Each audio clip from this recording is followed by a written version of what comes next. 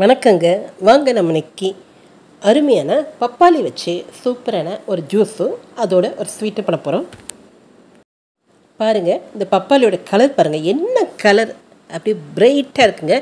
நல்ல ரெட் கலருங்க. டேஸ்ட்டு சூப்பருங்க. அருமையாக நல்ல ஸ்வீட்டாக இருக்குங்க.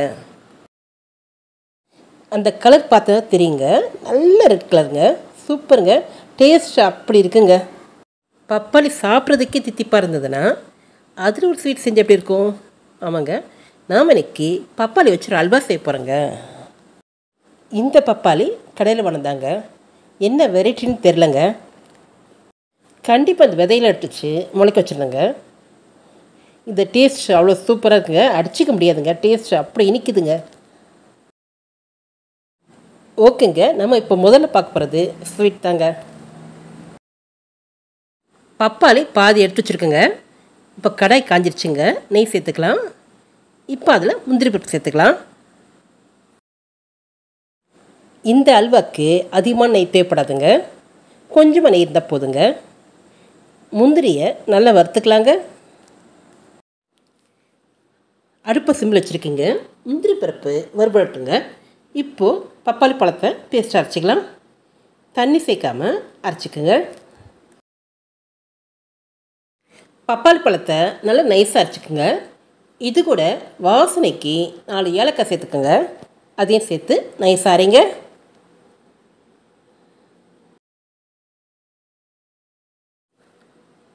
பாருங்கள், பழத்தை நைஸாக அரைச்சிட்டேங்க. நம்மளுக்கு இந்த பழக்கலவை இவ்வளோ இருக்குங்க. இது அப்படியே அந்த கடாயில் சேர்த்துடலாம். ஏற்கனவே அதில் நெய் இருக்குங்க, அதுலேயே சேர்த்துடலாங்க.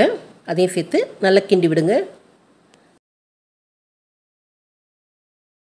நான் இன்றைக்கி 1 அரைச்சிருக்கேங்க. ரொம்ப நைஸாக அரைக்கலாங்க. தெரியுதுங்களா?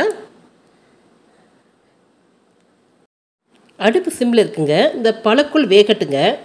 இப்போது 2 டீஸ்பூன் அளவுக்கு காரமாவு எடுத்துருக்குங்க.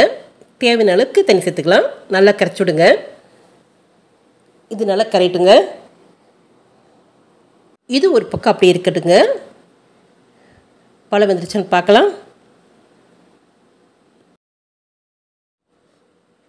இப்போ திறந்து பார்க்கலாம்.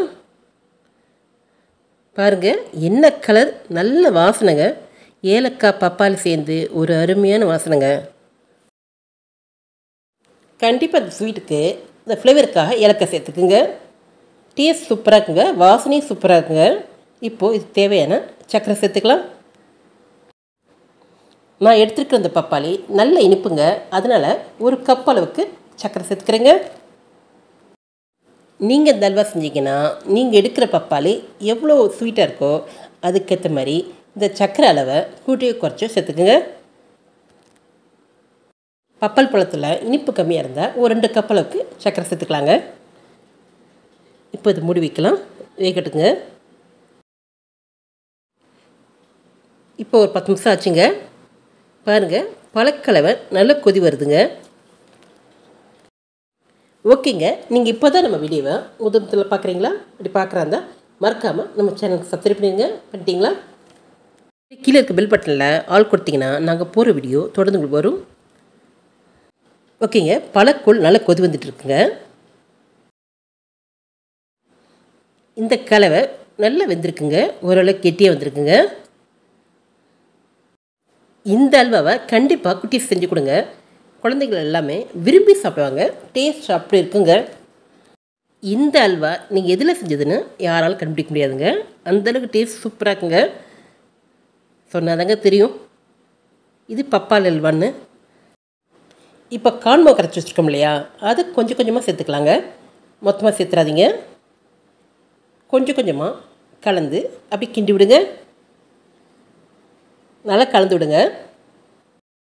மொத்தமாக சேர்த்திங்கன்னா கட்டி போட்டுருங்க. அதனால் கொஞ்சம் கொஞ்சமாக சேர்த்துக்குங்க. கிளற அப்படியே சேர்த்துக்கலாம். நல்லா கலந்து விடுங்க. கான் மாவோட இயல்பு நம்ம எதில் சேர்த்தாலும் உடனே கெட்டியாயிருங்க. அதனால் கைவிடாமல் கிண்டுங்க. நல்லா பரட்டி விடுங்க. எல்லா பக்கமும் கலக்கணுங்க. பாருங்கள், இப்போ எந்தளவுக்கு கெட்டியாக இருக்குன்னு. இந்த அல்வா செய்யும்போது விட்டுட்டு போயிடக்கூடாதுங்க. பக்கத்துல இருந்து அப்படியே கிண்டி விடணுங்க. விட்டுட்டிங்கன்னா அடி பிடிச்சிருங்க. கைவிடாமல் கிண்டுங்க. கொஞ்சம் பக்கத்தில் இருந்தீங்கன்னா ஒரு அரை மணி நேரத்தில் செஞ்சிடலாங்க. டேஸ்ட் அபாரமாக இருக்குங்க.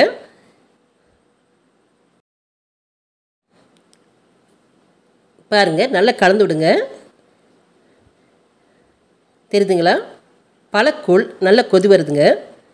இப்போது இதுக்கு தேவையான நெய் சேர்த்துக்கலாம்.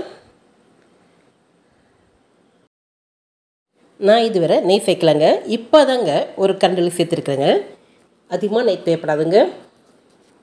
அதையும் சேர்த்து நல்லா கலந்து விடுங்க. உங்களுக்கு பார்த்தாவே தெரியுங்க இந்த பழக்கூழ் எந்த அளவுக்கு சைனிங்காக இருக்குன்னு. கிண்ட கிண்ட அந்த பழக்கூழ் நல்லா இருக்குதுங்க. நல்லா கலந்து விடுங்க. இதில் டேஸ்டான இந்த பப்பாளி பழத்தில் நன்மைகள் ஏராளம்னு சொல்கிறாங்க. குறிப்பாக பெண்களுக்கும் பெண் குழந்தைகளுக்கும் ரொம்ப ரொம்ப நல்லதுன்னு சொல்கிறாங்க. அவங்க எடுத்துக்க வேண்டிய பழங்களில் முக்கியமானது பப்பாளி. பாருங்கள், நம்ம பழக்கூழ் நல்லா இருக்குதுங்க. அந்த கண்ணாடி பழம் தெரியுதுங்களா? அது மட்டும் இல்லைங்க, நம்முடைய கண் பார்வைக்கு ரொம்ப நல்லதுன்னு சொல்கிறாங்க. இந்த பப்பாளி பழத்தில் வைட்டமின் ஏ, சி சத்து அதிகம் உள்ளதுன்னு சொல்கிறாங்க. இந்த பழத்தை நம்முடைய உணவில் அடிக்கடி எடுத்துக்கிட்டோம்னா நோய் எதிர்ப்பு சக்தி நம்மளுக்கு கிடைக்குன்னு சொல்கிறாங்க. பப்பாளி பழக்கூழ் நல்ல கொதி வந்துருச்சுங்க. நல்ல பபுள்ஸ் வர ஆரம்பிச்சிருச்சுங்க. கிட்டத்தட்ட அல்வா பத்து வந்துருச்சுங்க. தெரியுதுங்களா? நம்ம பப்பாளி அல்வா சூப்பராக வந்துருச்சுங்க. நல்லா அந்த சைனிங்கு, அந்த குழகுழப்பு நல்லா சுண்டு வருது. தெரியுதுங்களா? வாசனைன்னு பார்த்தீங்கன்னா சூப்பராக இருக்குங்க. நல்லா மணக்குதுங்க. இப்படி ஒரு அல்வா நீங்கள் செஞ்சு கொடுத்தீங்கன்னா பசங்க வேணும்னு சொல்லாமல் சாப்பிடுவாங்க. டேஸ்ட்டும் பார்த்தீங்கன்னா சூப்பராக இருக்குங்க.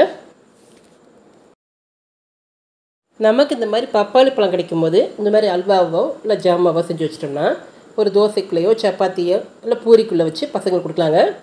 கண்டிப்பாக விரும்பி சாப்பிடுவாங்க. டேஸ்ட்டுன்னு பார்த்தீங்கன்னா சூப்பராக இருக்குங்க. அல்வா ரெடி ஆயிடுச்சுங்க. நல்லா சுருட்டு வந்துருக்குங்க. இந்த ஸ்டேஜில் அப்படியே இறக்கி வச்சுருங்க. இதுதான் சரியான பக்குவங்க. இது அப்படியே ஆற விட்டோம்னா நல்லா கெட்டியாயிருங்க.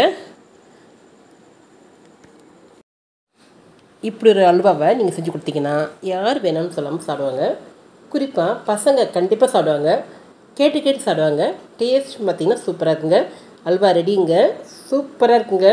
நல்ல கலர்ஃபுல்லாக சூப்பரான பப்பாளி அல்வா ரெடி ஆயிடுச்சுங்க.